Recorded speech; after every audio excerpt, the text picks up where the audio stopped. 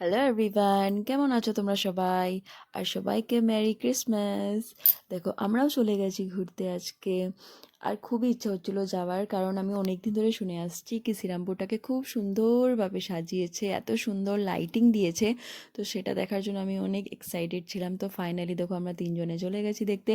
আর আরুকে তো কি আর বলবো, তো কোথাও দাঁড়াবে না, না কোনো ছবি তুলবে আর না তুলতে দেবে।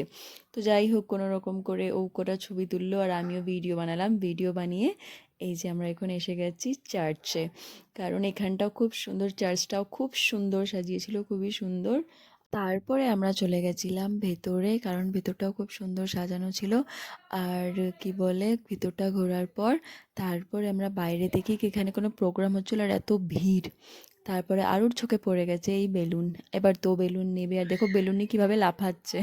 আর ওর এখানে ওঠার, জাম্পিংয়ে ওঠার খুব ইচ্ছে ছিল, দেখো ও জেদও করেছে, বাট এখানে এত বড় বড় বাচ্চারা ছিল, ওখানে যদি পাঠাতাম তাহলে তো হয়েই যেত। দেখো পুরো শ্রীরামপুরটা এত সুন্দর করে সাজানো, ওহো দেখেই তো। তারপরে লাস্ট ফিনিশিং যেটা ছাড়া তো কিছু হবেই না। তারপরে আমরা তিনজনে খেয়ে নিয়েছিলাম ফুচকা। আরও খাইনি, ও শুধু একটু টক জলটা খেয়েছে। আমি আরও ফুচকে খেয়েছি। আর ফুচকের তো একদম সোনার, মানে সোনার উপর থেকেও বেশি দাম হয়ে গেছে মনে হচ্ছে। এখন তো মনে হয় ফুচকে খাওয়াও ছেড়ে দিতে হবে, কি আর বলবো।